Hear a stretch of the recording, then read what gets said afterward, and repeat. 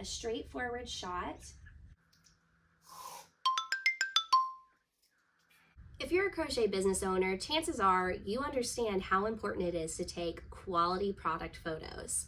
Not only can they increase your sales, but they make great content for social media marketing. So today I'm going to show you how to take simple but quality product photos using your phone in less than 5 minutes.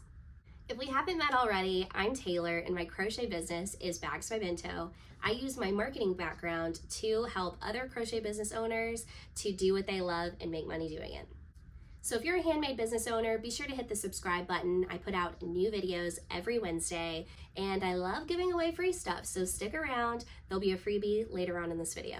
So there are really only a couple of things that you need to make quality product photos, and they aren't expensive.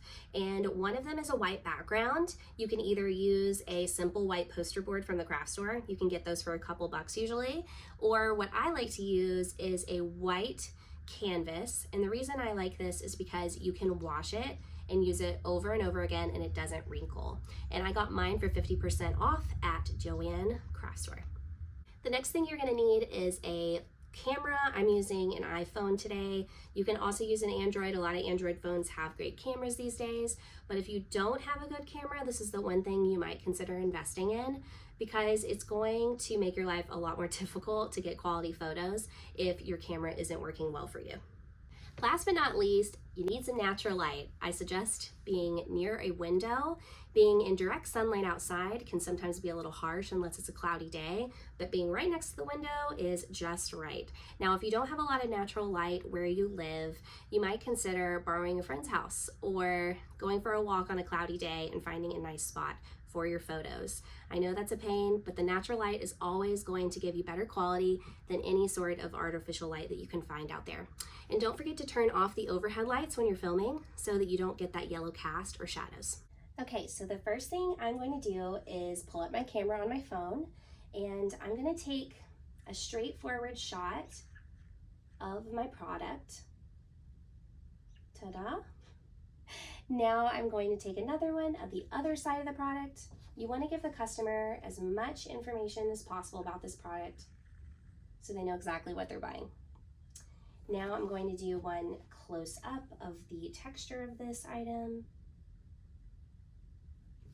And I can do some different shots close up.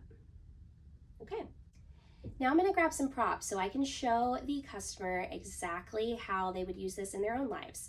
Taking product photos is a little bit like staging a house. When you stage a house, it tends to sell for more and a lot quicker. And it's the same with product photos. If you show people why they need this item in their life, they're a lot more likely to pull the trigger. Here are a couple of things to keep in mind as you're shooting your product photos. If you have more than one variation of that product, you definitely want to include the different variations in the product photos, maybe side by side so people can see the contrasting difference of them.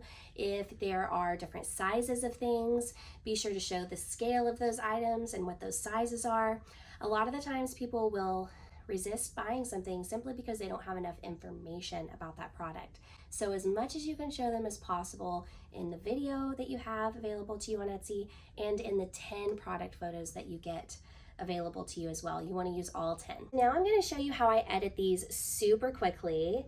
And I like to use the app called Lightroom. It's by Adobe. It's completely free to use. I also like Snapseed, which is also free to use. Okay, so for product photos, I'm going to go in here and I've added some previous photos I've taken to give you more ideas of how to show variation and lifestyle images. I have one here of the item being made. I've got 10 total. So what I'm going to do here is if you don't have a preset, which I'm going to show you what a preset is in just a second, then you could go to light. And the first thing I would do is just make sure you brighten it up. Just by brightening it up, it's going to make the quality much better. The lighting is the #1 determining factor of whether or not somebody swipes through an image, believe it or not. If you do have a preset, this is what's going to save you a lot of time and effort.